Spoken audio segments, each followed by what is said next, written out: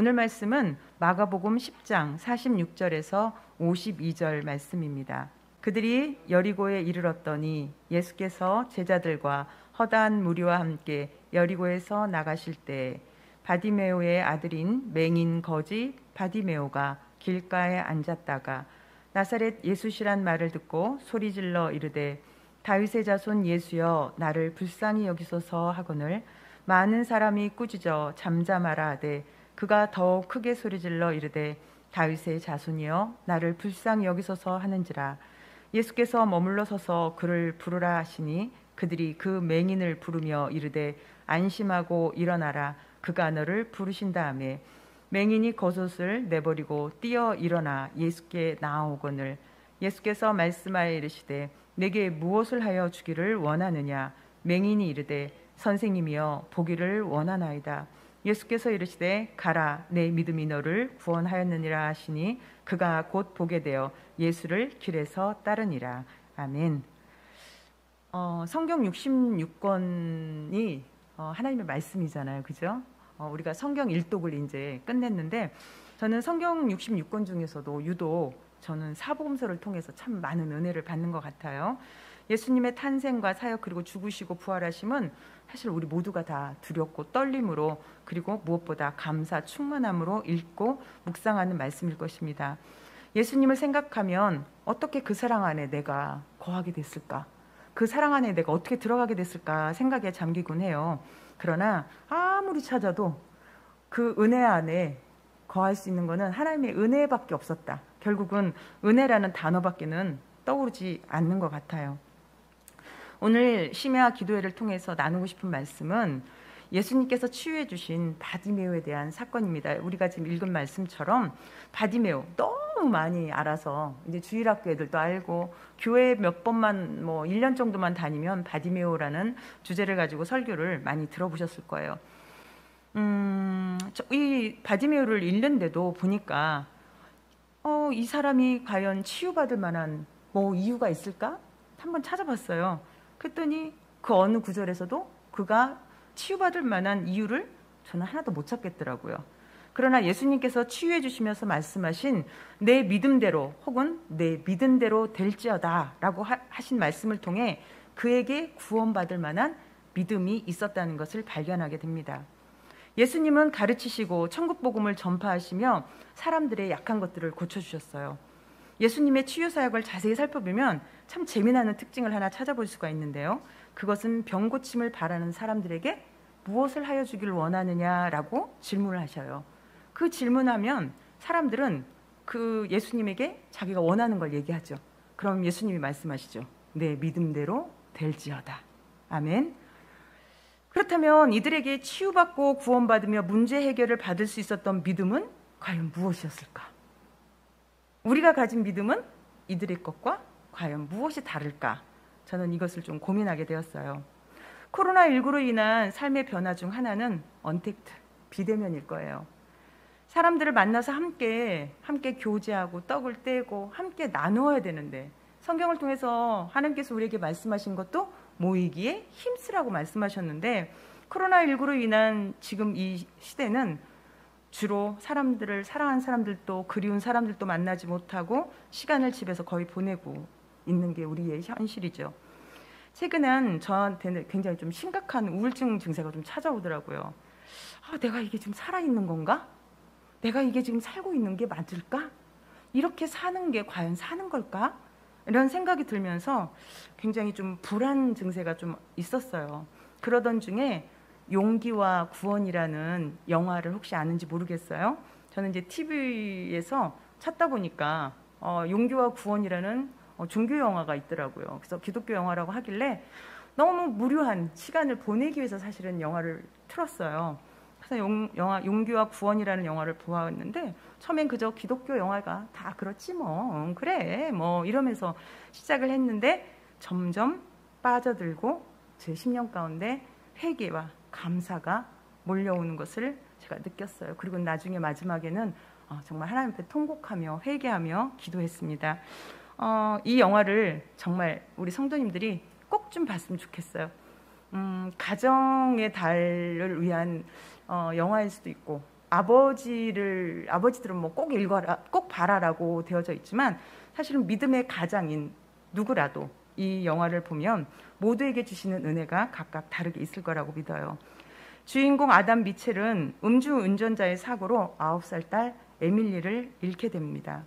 그리고 두 아이에게 자신이 얼마나 중요한 사람인지를 뒤늦게 깨닫게 돼요.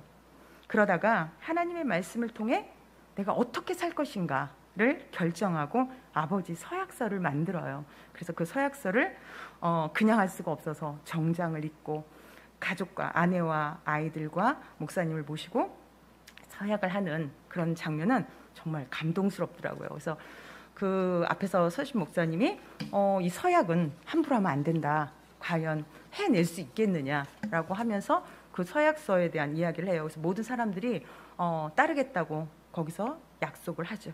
아버지의 서약의 내용은 한편의 설교 같았고 그것은 정말 우리 믿는 크리스찬으로서 하나님의 자녀로서 어떻게 살아야 될지를 참 자세히 기록해 놓았더라고요.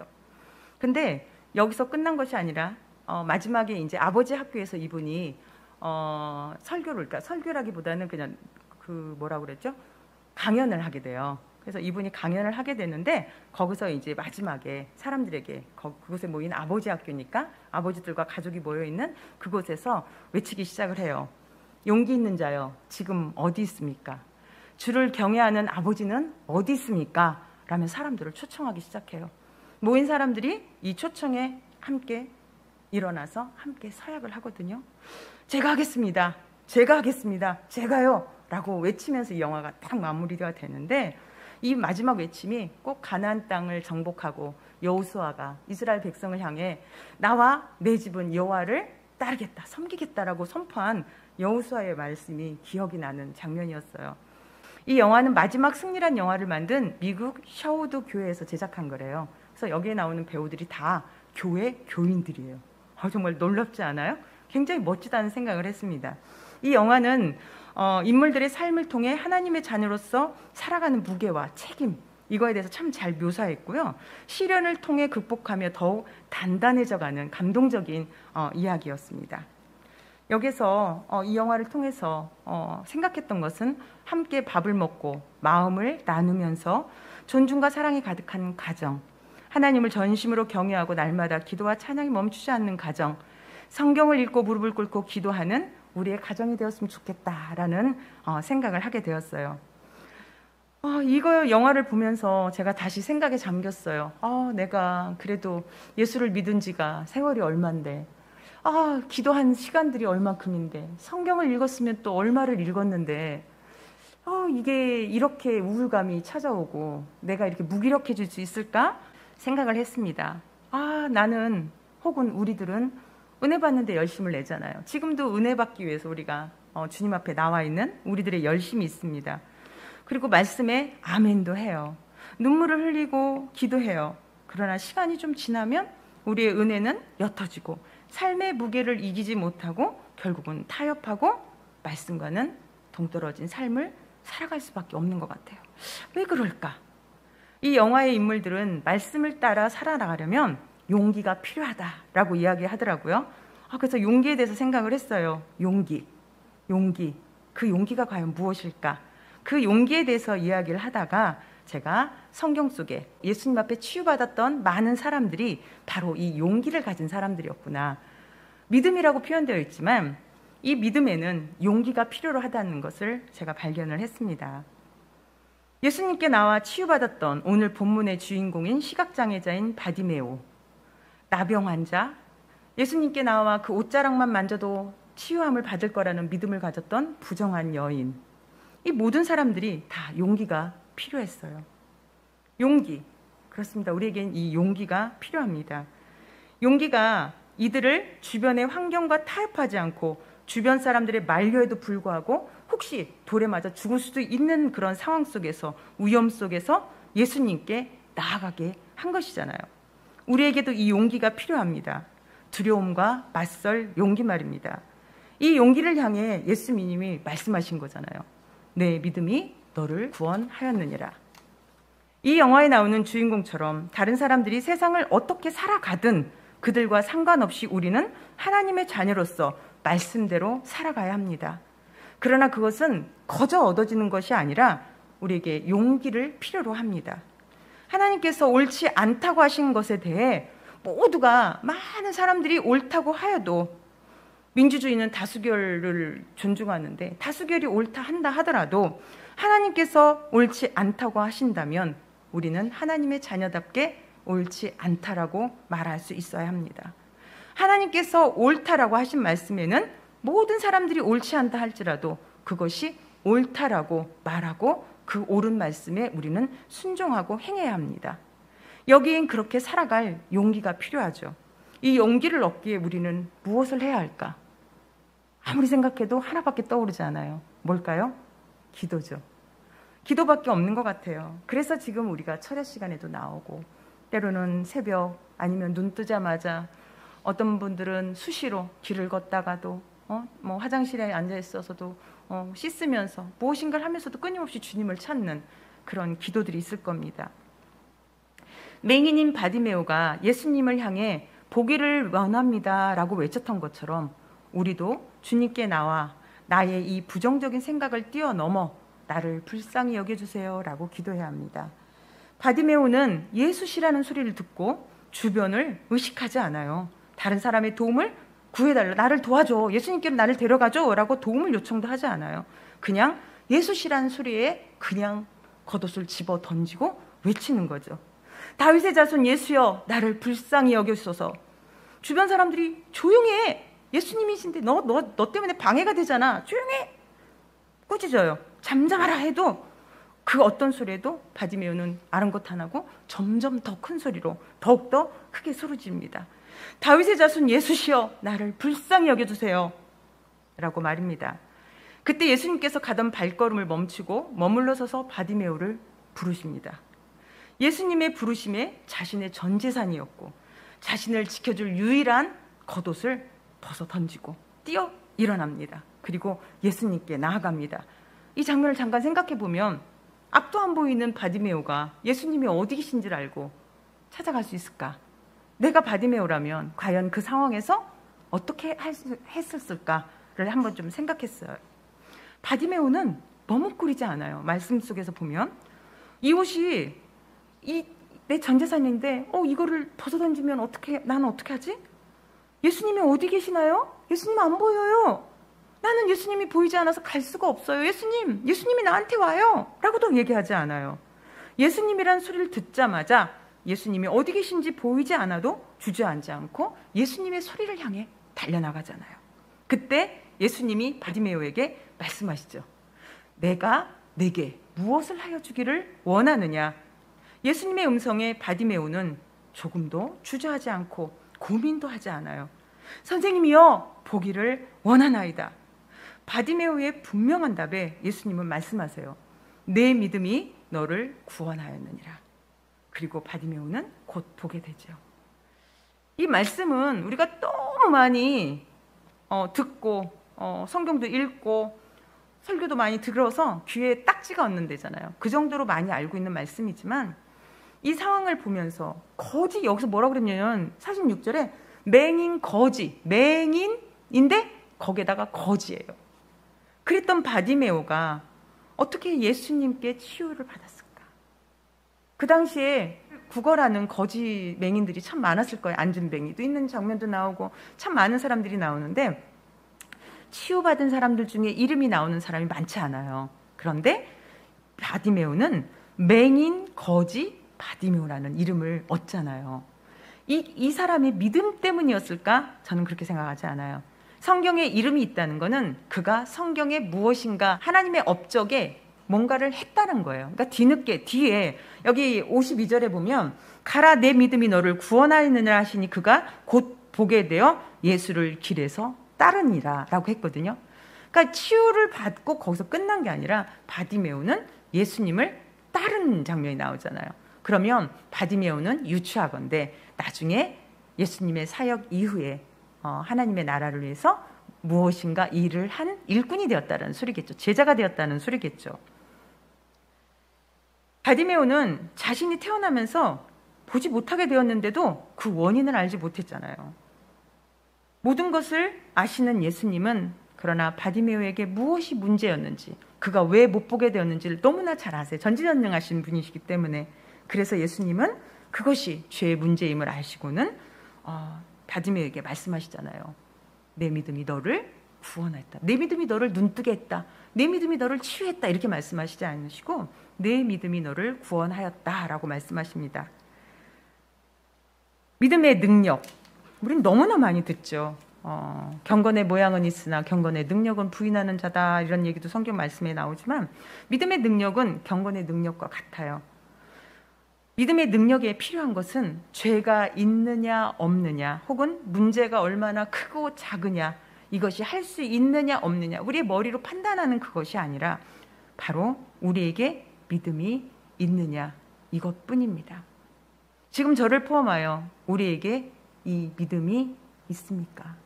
저는 저 자신에게 물어봤거든요. 이 설교를 준비하면서 여러분에게도 동일하게 묻고 싶어요. 여러분에게 이 믿음이 있습니까? 이 시간 주님께 기도하는 많은 사람들이 있을 텐데 예수님의 발걸음을 멈추게 하실 그런 믿음이 우리에게 있을까요? 우리는 예수님을 통해 죄로부터 구원을 받았을 뿐 아니라 하나님의 자녀가 되었습니다. 하나님의 자녀답게 살아나려면 우리에겐 이 용기가 필요하다는 거예요. 빌립보서 2장 15절 말씀 잠깐 읽겠습니다. 이는 너희가 흠이 없고 순전하여 어그러지고 거스러지는 세대 가운데서 하나님의 흠없는 자녀로 세상에서 그들 가운데 빛들로 나타내며. 아멘. 하나님의 흠없는 자녀로 살아야 되는데, 하나님의 자녀가 됐는데, 하나님의 자녀가 돼서 그냥 사는 게 아니라 빌립보서를 통해서 사도 바울은 우리에게 뭐라고 얘기하냐면 하나님의 흠없는 자녀로 살아야 라고 말을 하고 있어요.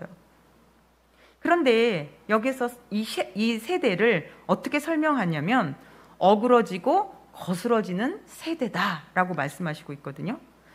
어그러졌다는 게 뭐예요? 똑바로 못하다는 거잖아요. 거스른다는 건 뭐예요? 자꾸만 딴 길로 가는 거. 바른 길로 가는 게 아니라, 옳은 길로 가는 게 아니라 자꾸만 딴 길로 가는 거. 이런 세대라고 말씀하고 계시죠. 이 세대 가운데 하나님이 하나님의 흠없는 자녀로서 그들 가운데 빛들로 나타나야 된다는 거예요, 우리가. 그런데 흠없는 자녀로서 그들 가운데 빛을 나타내려고 어떻게 해야 할까? 어떻게 해야 할까요? 거기에는 타협이란 있을 수가 없어요. 하나님의 말씀에, 아까 말씀해 드렸던 것처럼 하나님의 말씀이 그러하다 하셨으므로 우리는 하나님의 말씀이기 때문에 따릅니다. 순종합니다 하는 용기가 필요한 거예요. 결단이 필요한 거예요. 우리가 이 믿음을 얻기 위해 이 시간 기도하기 원합니다. 너희는 세상의 빛이라고 말씀하셨습니다. 아무리 작은 빛이라도 어둠은 물러가요. 지금 여기 불을 딱 끄면 이거 깜깜해지겠잖아요. 거기에다가 아주 작은 성냥불 하나만 켜도 이 주변이 환해지는 걸 우리는 알 수가 있어요. 우리 이 시간 우리 속에 있는 빛이 세상을 밝힐 수 있게 해달라고 기도합시다. 하나님의 자녀답게 살 수 있도록 믿음과 용기를 달라고 예수님 이름으로 기도하실 건데요. 바디메오에게 있었던 믿음과 우리의 믿음은 다르지 않아요. 성경에도 보면 히브리서를 통해서 믿음의 사람들을 쭉 나열하면서 말씀하시기를 계속 얘기하시는 게 그거잖아요. 그들과 우리의 성정이 다르지 않다. 그들과 우리가 똑같은데 믿음의 역사를 일으켰다 얘들아. 그러니 너희들도 똑같이 믿음의 역사가 일어날 수 있다. 뭐만 있으면? 믿음만 있으면. 근데 우리는 믿음하면 추상적이잖아요. 믿음은 보이지 않는 것들의 증거, 보이지 않는다는 거예요. 그런데 제가 이 영화를 보면서 믿음은 용기구나. 믿는다는 것은, 예수 그리스도를 믿는다는 것은 제가 믿습니다가 아니라 용기를 가지고 그 믿음을 보이는 것, 세상의 빛으로 비춰내는 것, 이게 바로 믿음이구나. 그러려면 내 힘으로는 안 되는구나. 거기에는 결단과 선포, 그 영화에서 나오는 이야기처럼 아버지로서 어떻게 살 것인가, 믿음의 가장으로서 어떻게 예수 그리스도로부터, 하나님 아버지로부터 축복이 내 가정에 임하기를 원하는 마음으로 아버지 서약을 쓰고 그것을 그냥 나만 기록하고 끝나는 것이 아니라 그것을 실천하기 위해서 선포하고 그 말씀을 지키기 위해서 세상과 타협하지 않고 힘든 일, 어려운 일이 있지만 그것들을 극복하며 그것을 이뤄내는 이 주인공처럼 우리도 똑같이 해낼 수 있다고 저는 믿습니다. 우리 결단했으면 좋겠어요. 내가 말씀을 전할 하나님이 세워주신 말씀의 전도자이기도 하지만 저도 결혼을 하기 전에 예수 그리스도를 먼저 믿은 자로서 믿음의 우리 친정의 가장이었어요. 그래서 친정을 구원하기 위해서 하나님 앞에 몸부림치며 기도했던 그 시간들이 있었고, 지금은 저희 가정에서는 유조영 목사님이 믿음의 가장이에요. 지금 박 전도사님은 박 전도사 믿음의 가장이잖아요. 우리 두 전도사님은 이제 앞으로 장가가서 믿음의 가장이 될 거예요. 그 가장으로서 어떻게 하면 하나님 아버지의 그 사랑을 나를 통하여 자녀들에게 보여줄 수 있을까? 더 나아가 나를 통하여 세상 사람들이 어떻게 하면 예수 그리스도를 볼 수 있을까? 내 속에 있는 빛, 예수 그리스도가 나의 삶을 통해 녹아져 나올 수 있도록 우리는 나 자신을 거스르고 잘못된 것들을 잘라내고 예수 그리스도의 모양대로 우리가 살아갈 수 있도록, 그 모양대로 우리가 성장할 수 있도록 몸부림치며 애써야 돼요. 그냥 이루어지지 않아요. 하나님의 말씀대로 우리가 살아가기 위해서는 용기가 필요하고 그 용기와 함께 행동하기 위한 결단이 필요합니다. 이 시간 그 결단과 믿음과 용기를 달라고 예수님의 이름으로 외치면서 기도하겠습니다. 예수님 한번 부르고 기도하시겠습니다. 예수님, 주님 감사합니다.